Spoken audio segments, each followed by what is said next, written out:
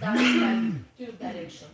Women that are leading NGOs working on women issues from both sides of the history leader, we have created a women advisory board formed from NGOs working on gender issue on the left bank, on the separatist region, and 7 NGOs from the right bank. This means that we have 40 women activists that are meeting together, discussing the issues that women are facing on both banks, and preparing the list of the subjects that they want to have or to have included in the negotiation agenda. In Moldova, we have 11 working groups negotiating on identification of concrete solutions for concrete problems that people affected by this conflict are facing. So we have a working group negotiating on the subject of access to education. This means that this working group will collect the problems that women in on the left bank of the Dniester River have, and will discuss with their partners from the right bank, and will go together to advocate with the negotiators to have these subjects included in the agenda. It's for the first time in 30 years in our country when such approach was accepted. And it was accepted only after we decided to invest much more in women that are members of the working groups for the negotiations. Because at the beginning, they refused to listen to this subject because they were not prepared to understand what are the differences in the approaches when identifying solutions to the problems that women and men face in that region. So, with the support of the OSCE, with the support of the United Nations, with the support of the European Union, complex training program was conducted for women involved in the negotiations, members of these 11 working groups, which became more prepared to understand and to support the initiatives coming from civil society. What I want to point also is that we have action plans on the implementation of the 1325 resolution, not only developed by countries. We have the NATO action plan on women, peace and security. We have the European Union action plan on the implementation of this resolution. This is helping us somehow to identify additional resources, not only financial resources, because all kinds of resources are important for this process, to support and to help other countries in implementation of this important document. If I move to the Central Asia, I have to mention that the first action plan in that region was developed by Kyrgyzstan in 13, and it was followed by Tajikistan and in 18, and Kazakhstan developed its first action plan in 22. All good till now, but when looking at this document, you will see there are no concrete institutions responsible for the implementation of activities. There are no concrete tools or instruments for monitoring the implementation, for collecting the information what was done in order to see there are any progresses there or no. So another issue is that these documents were developed only with the participation of the state institutions, no participation of civil society. That we cannot say that this is reflecting the reality that women are facing there. No one asks them what are their problems and what is the reality which they are living. Additionally, there are issues in that region generated by conflict or by a situation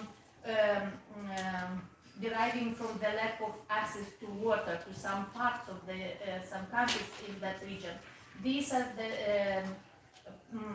sources of potential conflict. So we have to think much more on how to deal with this situation and not to act when we have the conflict, but to act and to plan activities to prevent this conflict. So I am appreciating the fact that the countries from Central Asia met last year and started a discussion on how to develop a regional action plan on women, peace and security for countries from Central Asia. And I really hope that this will make all these countries to join their effort and resources for enhancing the security of women in that region. Countries from which I consider that we may learn a lot in developing and implementing the plan on women, peace and security are several. I analyzed the documents approved by some countries in 23, and I may say exactly that these documents are responding to new threats that we are facing now. And this is the United States Strategy and Action Plan on Women, Peace and Security that was adopted last year, the Norway Action Plan that is focusing on financing not only activities connected directly to the issue of conflict. Their approach is to invest much more in child care, in education, in health, development of health services and access to health services, because in this way they are appreciating that they are decreasing the risk for conflict appearance. The Finland effort on enhancing international discourse towards opposing anti-gender movements is declared and is written in their new action plan, and there are clear resources budgeted for supporting other countries and financing activities of the organizations that are working on preventing or diminishing anti-gender movements. The government of Sweden, even if they refused in 23 on feminist foreign policy, they renamed it, but they didn't change their priorities. They keep the same priorities. They will continue to invest in prevention, protection, and enhancing women participation in negotiation for peace.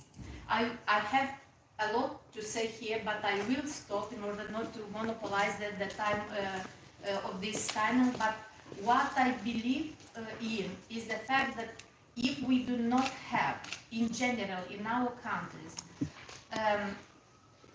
a sufficient number of women involved in decision-making processes, we will not have women that will be involved in the negotiation.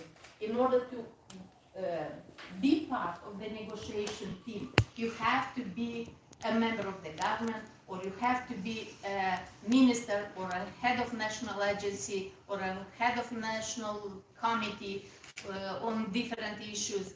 They will not invite you from the street to be part of the negotiators in the situation of the conflict. So let's women participation in decision, and efficient participation and representation of women in governments, so to create the proper condition for enhancing women efficient participation in the negotiation, and also in adopting national budgets that will include also budgets for women, peace and security agenda. Thank you. Thank you, Liliana. About your dissertation, I found it very interesting that in a war or conflict, everybody is suffering, but women and girls are suffering different. And we support differentiated shares in the conflict. And some important that you tell is the important role of women in decision-making positions. If women are not in the power, in politics, in government, and in groups of dialogues or negotiation, our interests are not be enough represented in peace building processes. That is important. And the second one in our evening is the former Minister of Gender and Family from Korea, Jung Ok-lee. Welcome. Yes. good afternoon. So, because the accent and the language is not equally distributed, so I prepare my PowerPoint. But fortunately and unfortunately, technically, I was not privileged to use my PowerPoint. But I try to share very briefly the underlying background of Liliana already brilliantly expressed her own urgencies in her context. So I will just briefly share the background of UN Security Resolution 1325. It is just passed starting in 21st century. So that means that is the 90s and the 90s feminist, global feminism, the fruit, I thought. So for that, our title is Invisibility, so on women. So usually we started with, as you already know, the Human Rights Declaration, 76 years now, and also anti-discrimination on women is 45 years, and also for the mainstreamization of women, 29 years. So then, in spite of all those kind of beautiful declarations, when we started our 21st century, one of the most remote area, which is not mainstream, not only mainstream, but also not visible area is peace and security issue. So women stood up. I think one of the main threshold for UN Security Council resolution can be passed is related with serious victimization of former Yugoslavia country, including the East Asian World War II women. So those victims so brave to share their very unnoted secrecy on sexual violence to the public arena. So I think those victims became really game changer. So I think that is our fruit to be shared to develop further. So the invisibility usually related with the sexual attack because usually in the patriarchal culture, the victims are more some kind of marginalized than the attackers, so perpetrators. So in that sense, most of the peace and security system, gender division, and those kind of gender division, some kind of make more budget go for the armament and more attacks on women, the women girls became worse than worse. So the Security Council resolution, as Liana already emphasized, so those victims who are really suffer from the decisions done by existing system, so those victims should be on the forefront in decision-making seat on the peace and security issue, especially one of the worst casualties related to war decision. So that is the main point. So, but it is 24 years have passed, but usually there is a convention and resolution, but they are usually escape from those kind of practical support on budgeting and capacity training for the women to be an expert in security issue, and also all the technological jargons related with high technological defense issues. So we continuously push our government to more capacity building and more budgeting and more organizational body to responsible for promoting national action plan. So within Korea, we also second and third and fourth national action plan, but usually their report is not that much we have wanted. So and then, but we all know it the some kind of some kind of institutional base, making institutional base is also very hardworking journey.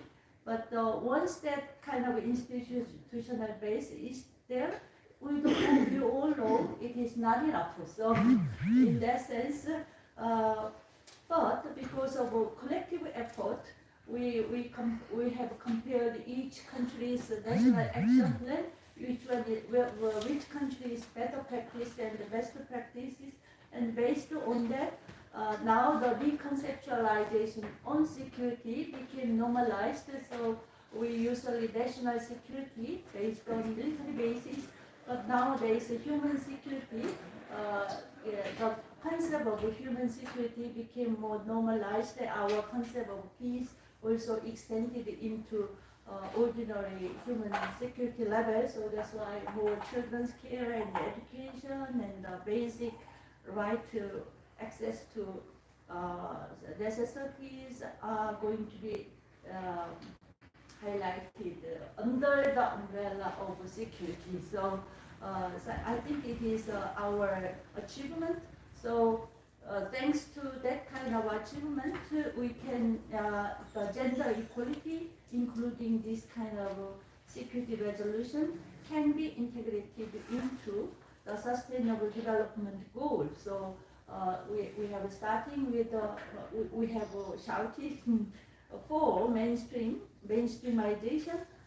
Finally, women can be a real agent to plan for our future under the framework of sustainable development. So I think that was the achievement that we have done until now. But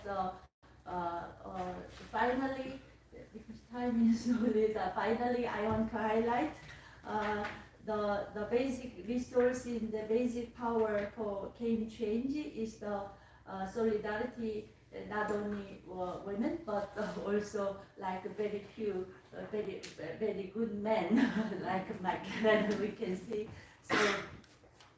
So because we are challenged by, I usually highlight the German sociologist Uli Hiebeck. He defined the current society as a risk society. So we don't know where those kind of risks come from. And nobody is responsible. Nation state cannot deal with those kind of unidentified and multiplied risk.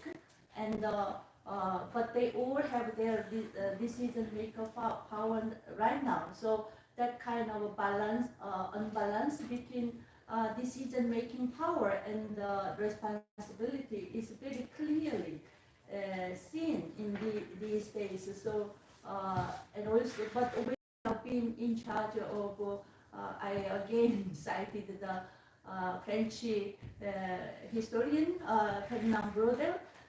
He thought there is some kind of in surface level there are political changes like waves, but in deeper sense, people have some kind of structural long duty on their everyday life and material life. So that part is very basic and very influential to human life. And as we all know, women are agents and more responsible for material life, which were not that much changed. So when I see that conflict zone, I met many women. They still keep their indigenous and traditional knowledge how to make wine and how to make food. So it is related with the long duty of our material life. So in that sense, extending the concept of the peace and security, which is the good apple for 21st century, and that we can feel the contents with the women's solidarity. So that's why I really privileged. I feel so much honor to, and also feel privileged to create this kind of beautiful space, thanks to so many people's sweat and endeavors. So thank you for attention. Thank you. Thank you very much. Great. Bravo. Thank you. Something important in your dissertation is action plans needs incorporate gender perspective to attend the interest of all population involved in a conflict or a war, and women can be relevant agents of change in peace treatment, and for that it's important that women be in power spaces and women will be in power and decision making spaces. And finally, I think, and I connect with Liliana's dissertation, that women faces different risks in a war, in a conflict, that include sexual violence, kidnapping, and human trafficking. And for that, it's important that women be in processes of negotiation and peace building. And next, our next speaker is Itzel from Mexico. Itzel Riva is a social psychologist with a special interest in citizens' participation processes. She formerly worked at the National Electoral Institute in Mexico in the Civic Education and Electoral Training Department. Welcome, Itzel. Thanks. Thanks, Francesca. So I'm going to start talking more about the differentiated and disproportionate ways that war affects women. So May 10th is Mother's Day in Mexico. I don't know if in every other country, but there's so many ways that we celebrate women, or mothers around the world. I, for example, bought my mom a water-resistant watch because she took on swimming again, and it was a joy. I wasn't there, I was here, but anyway. Unfortunately, thousands of mothers in Mexico don't have anything to celebrate on that day, because their daughters and sons are missing. And a lot of daughters and sons don't really have anything to celebrate either because their mothers are missing. In Mexico, individuals that are often declared missing or disappear when suspected to be victims of cartel violence, typically killed and clandestinely buried. The mothers of these victims that organize themselves as a really grassroots thing going on are referred to as seekers, seeking mothers. And they take on the grim task of searching for their loved ones, usually without any government help or assistance. And they dig through earth with shovels, hoping to uncover the hidden remains of people, whether they're their relatives or not. They help each other out. In 2010, a group of women started to demonstrate on this day to redefine the stereotype of motherhood, politicizing it from the perspective of the indirect victims of disappearance in Mexico. This year in Mexico, over 200 groups of women organized themselves and had a demonstration in Mexico City and several other cities. What a way to celebrate Mother's Day, right? Last September, I was kindly invited to speak to the International Democracy Days conference in Bern.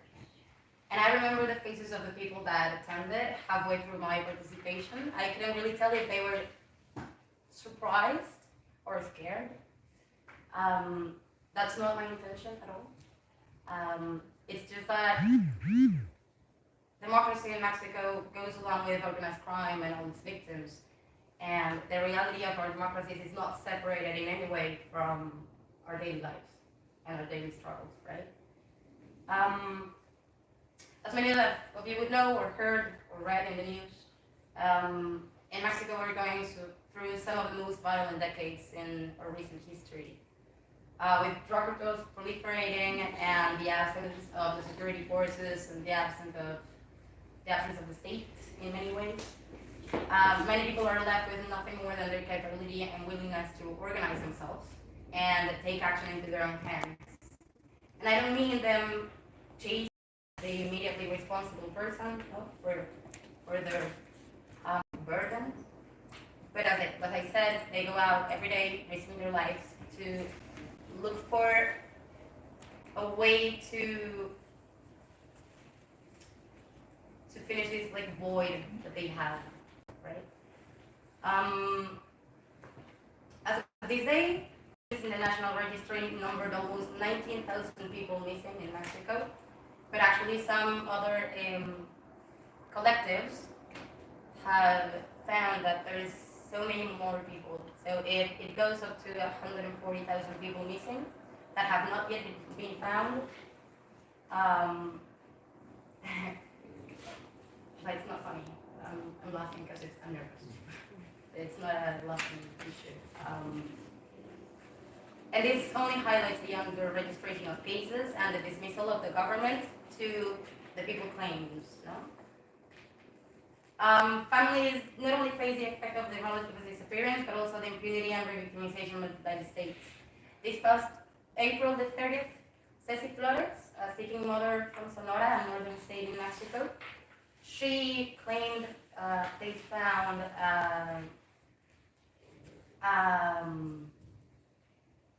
what did it say? A clandestine crematorium in Mexico City. So there was a bunch of people working there, and when they actually got the bones, they told the government, and the immediate response was to shadow them, saying they were animal bones, and that was a political strategy to damage the trust in the government. And this is not only about this administration, it has been going on for quite a while. So there's mothers that have been looking for the relatives over 10 years, and which each president, really by now, it's basically the same narrative. The wave of violence affects all Mexicans, women and men, but not equally. We cannot say that it affects us in the same way. There are about 100 murders a day in Mexico, of which 11 are women, and they're specifically femicides. So femicide is a concept that we acquired to talk about women being murdered by the only, because they're women, basically. Not in like a fight, no, it's because they're women. Most of these killings are perpetrated by men, but the way women are killed has no comparison to how men are being murdered. Torture, as Anastasia said, torture, sexual violence, mutilation are just some of the characteristics that differentiate these two kind of killings. The numbers show that in a violent country such as Mexico, if there are more guns on the street, that immediately affects women and children, for example. Out of 10 women murdered, 6 were due to firearms. So we are the main victims of weapons in Mexico. Femicides are not new. They come out from the late 90s in the manufacturers in the northern states. It's been so long and so present in our daily lives that even this year, Cristina Rivera Garza won the Pulitzer Prize for a book called El Invencible Verano de Liliana, which talks about her sister's femicide when she was 20 years old. So our literature, our music, our art, even our conference portray this reality because that's what we wake up to every day. In 2012, a few months before the London Olympics in Mexico, we typified femicide at a federal level. This helped recognize the different types of violence women are subjected to. So physical, emotional, economical, political, sexual violence. And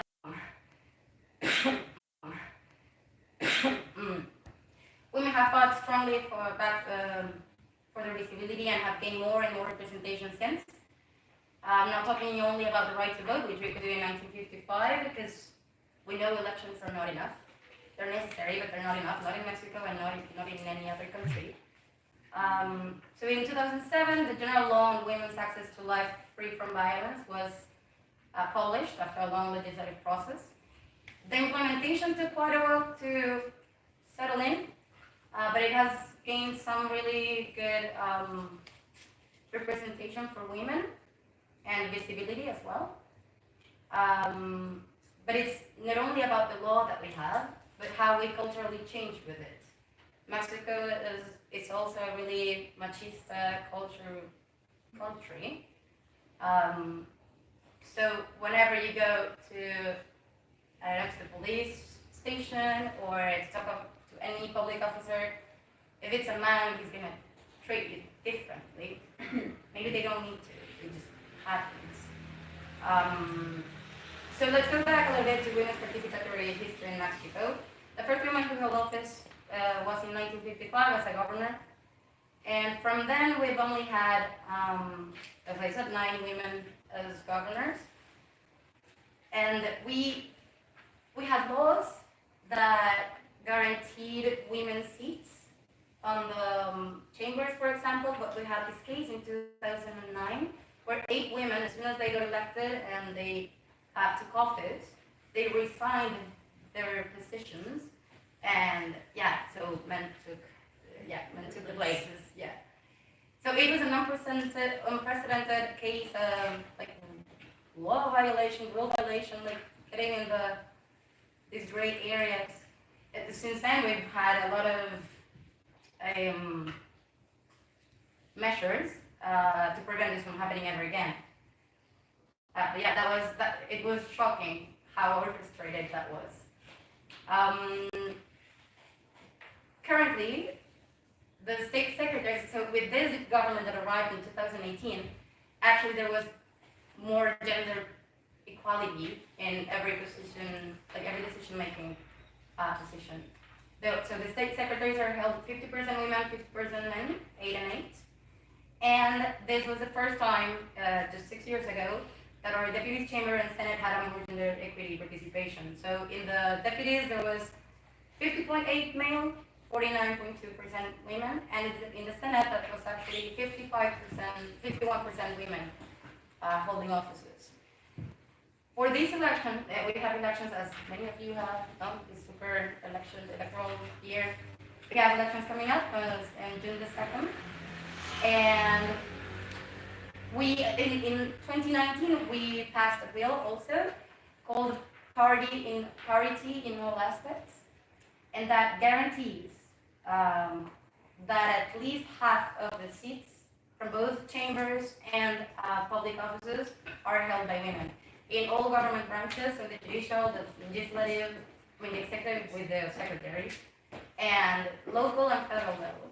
So we're really looking forward to it. Although descriptive representation of women in Mexico doesn't really necessarily generate substantial equity by itself, we are hopeful that it is a first step that contributes to women's agenda, women's interests get taken into account in the agenda. Going back to war in Mexico, we don't always call it war, but it is some kind of war. We have some milestones as well. For example, the tipification of femicide in local legislations on the federal level. And we have this general law on forced disappearance of persons, disappearance committed by private individuals, and the national search system for persons. So it is supposed to be like this government agencies. We do have like some agencies that are responsible for it. Not much budget, but some, which are supposed to be coordinating themselves with some sort of citizens council, integrated, of course, by the seeking mothers and so many other people that are involved in this problematic. But the thing is, the problem has surpassed their government, right? They don't have enough people, they don't have enough money, they don't have enough time. and they are not actually listening to the civil society part of it. So there's a lot of way that we need to cover on that yet. But I'm hopeful that just as it happened before, the civil society and the women's voice will rise, you know, and keep on organizing themselves and keep demanding what they are not even owed, but what they deserve. Remember I told you about my participation in this conference in September? Back then I questioned how democratic a country can be if more than 100,000 people are listening.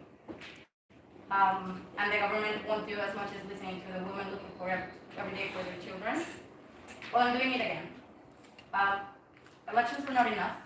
We have to listen as a society to those needs, and we have to let people that know them firsthand to be part of the decision making. We need to take them into account, and it has to be more than listening, it has to be action. Women have been a motor of change, as in many other countries, as well as in Mexico. It's time we take it seriously in every aspect of our country's lives. Whether it is about building lasting peace, incorporating international agenda into our own public policies, or taking action into the effect of war in our countries. We see and live things no one else does. We are the future, and let us contribute to make it a better world. Right? That's it. Thanks. Just one point that is equally in your presentation is there are no budget for women issues. It seems like which issues are not important enough for us. Women problems are development and society problems. And our last speaker is Natalia Melnik. Natalia is executive director at Bendukist, yes, Bendukist Free Market Center in Ukraine. Welcome, Natalia. So my perspective will be a little bit different. First of all, it seems we're not really good at negotiating peace since we have 11 years of war going on in my country. But as a Ukrainian, since high school, I haven't seen much peace in my country because I participated quite actively in 2 different revolutions, several different protests, and the war now. So it's not my belief, it's the reality of my country, and I will be talking only about Ukraine, is that peace is not given. Peace needs to be won, and it needs to be defended. And if defending peace or winning peace means war, it is war. We didn't choose this war. It was brought into our country, but we have an absolute right to defend ourselves and have some conditions to which we will agree on that might bring peace in the future. That said, since 2 speakers to my right and left were talking about women's participation in negotiating, it is worth mentioning that Ukraine left the negotiation process some time ago, and no, there are no women. There were no women in that negotiating group. Do I think it's an issue? Yes, sure. Do I think if there were women, they would have negotiated peace? Absolutely no. 100% no. Because there was no real negotiation. In order for peace negotiations to be happening, both parties need to be willing to negotiate peace. It was more of a show. So no, it was not the main problem of that negotiation. More in the perspective of winning peace. One of the most famous Ukrainian women, I would say, at least she got famous in 2022, is Alexandra Matvichuk. Why she got famous? She is the head of a civil society organization, which is called Center for Civil Liberties. And she became famous in 2022 because the organization won the Nobel Peace Prize. And we've been joking since that. That's probably a rare case of a Nobel Prize being awarded to a person and organization actively advocating for more weapons for Ukraine. Because this is essentially what they're doing, what all of us are doing. In Ukraine, because of the war, women had to adopt a lot of new roles for them. Not new in the big picture, because if you look historically during First World War, Second World War, any war brings this reality. Women, their roles change, but this change is soaked in blood, tears, desperation, because they have no other choice. So, and advocacy, international advocacy, is a very big part of it, because Ukrainian men, in most cases, are not allowed to leave the country because of the war situation. So it's women who became talking heads and advocates for the country.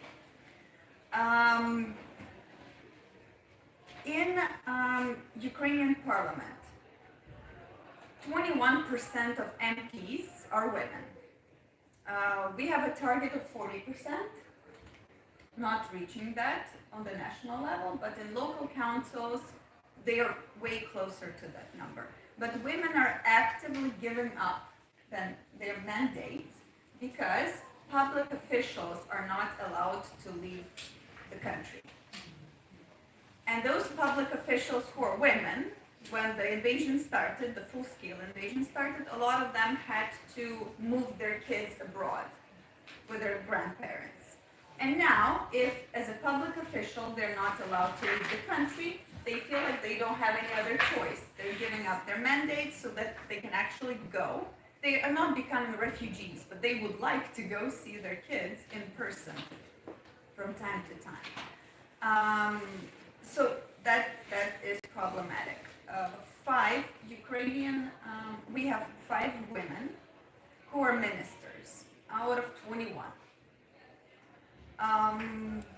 Another, I think, more telling number is that we've seen growth. Over time, we see growth. So in the previous parliament, the percentage was 12%. Now it's 20%. We have also a huge growth in a different area, which is women in the armed forces. Right now, it's more than 62,000 people, which is more than 20%. And 4,000 of them are in active areas of hostilities. So they're combat, let's say, participants. Others are more in supportive roles, but still, they're in the armed forces. What's interesting, it's absolutely voluntary, because there is no forced mobilization for Ukrainian women. So they choose to do that. So basically here we see an alignment, right? So of course, do we want peace? Absolutely. Are we ready to fight for it? We have no other choice. Why? As a person, I'm based in Kiev. And as a person who was living in Kiev when the full-scale invasion started, it started at the end of February, I was still in Kiev until about first week of March. And I was going to stay in Kiev. I didn't want to evacuate. All of my friends had already left. The only reason why I left Kiev was when we started getting reports about sexual violence committed by Russian forces, specifically Kadyrov forces in the region. So that's when we received the signal saying, like, women should move. And it's absolutely right that this impact is different for men and women of war. Both, I believe that war does not see any gender, right? War doesn't really discriminate. Both men and women suffer from it a lot. The data we are receiving, though, needs to be looked at a bit skeptically because in many cases we do have reports from sexual assaults against women and men, but in most cases men are way less willing to report those cases. So women are not super happy to go and report it either, but men are even less likely to report it. And there's a lot of stigma surrounding it. But yes, it does happen. Torture, in our case, is more likely to happen to men because we have a lot of reports of civilian men being tortured and killed, just in case, or prisoners of war who gave up, were either injured or they received the order to give up. A lot of them are either killed or are coming back with signs of torture, starvation, mutilation, and so on and so forth. And of course, they are more impacted because when I said there are more than 62,000 women in the armed forces, it's still 20%. You know, if you have more men participating, they are more impacted by this happening. War is an absolutely terrible thing. War prevention is not always possible. Based on our experience, we did a lot for the peace, at least some semblance of peace, to be prolonged with the Minsk Accord, with essentially agreeing to occupation of Crimea, of parts of Luhansk and Donetsk, all for the illusion of peace, right? But that didn't work. So quite often we receive signals from our partners, especially from the West, like you need to be negotiating, or certain politicians, because this is a very big electoral year, they keep bringing this issue up and saying that, you know, we should be talking about peace, which in most cases means that Ukraine needs to give up its territory. It's not about the territory for us, right? This is not what we're fighting for. But we can be playing this game until there's no more Ukraine left. And in case our Western partners don't care much about that, well, Russia will be at the NATO borders very fast. And there is a reason why Estonia, Lithuania, Latvia are giving out flyers informing people what to do in case of invasion. Not because, you know, they're just imagining. This is a very real fear. And this is the fear that we are living with in this region, because it's never been a Ukraine issue, right? It's never a local issue.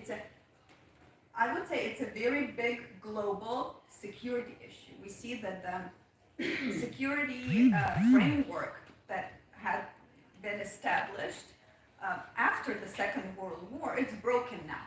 It's not working, right? Nuclear weapons were supposed to prevent that from happening.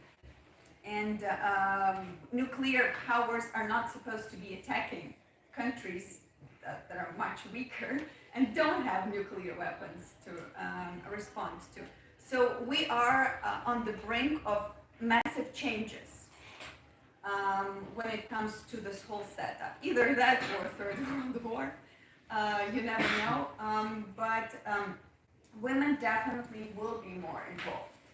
And in Ukraine, we see that they will definitely be extremely involved in the processes of rebuilding of the country. And it will be a very important role for many reasons, because a lot of men are killed. So a lot of women had to take on roles of, you know, increased financial responsibilities, increased decision-making responsibilities, increased childcare responsibilities, and so on and so forth. 83% of Ukrainian refugees, a lot of them are in Romania, Poland, neighboring countries. 83% of them are women. Women with children, women who are young, highly skilled, well-educated and good professionals. So they are the women who it's easier for them to find jobs, to settle, establish roots in European countries, and possibly never wanting to come back. And the longer the war lasts, the less likely they will be to come back. But I do believe that if they see hope, if they see a chance of positive future, and if they see that they will be able to impact that future, I think they will be more likely to come back and help with the rebuilding efforts. Not because of patriotism, nothing like that, but because people tend to go where they see opportunities. And opportunities in Ukraine will absolutely have to be tied with peace, because it's extremely difficult to be living more than surviving when you have drones and missiles flying above your heads, and when so many schools are either destroyed or closed and kids have no access to any kind of quality education. I think I would say a little bit of a different perspective, and I do think we need to admit that peace is very worth fighting for, especially if it's a long-term peace, which will be impacting not just our region, but the whole planet of ours. Thank you.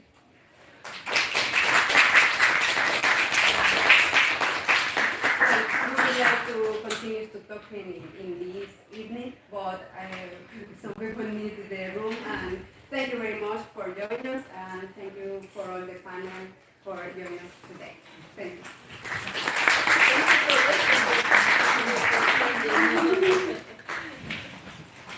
Congratulations to all the panelists, and do not forget all women, we are a powerful voice, and now your voice was here in all the planet.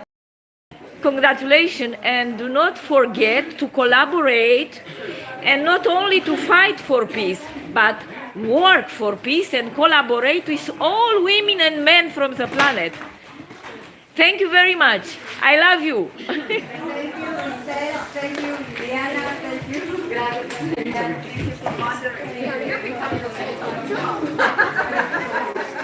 We are at the Global Forum for Democracy on Modern Representative Direct Democracy and Participatory Democracy. All are complementary. This means modern direct democracy. Thank you very much.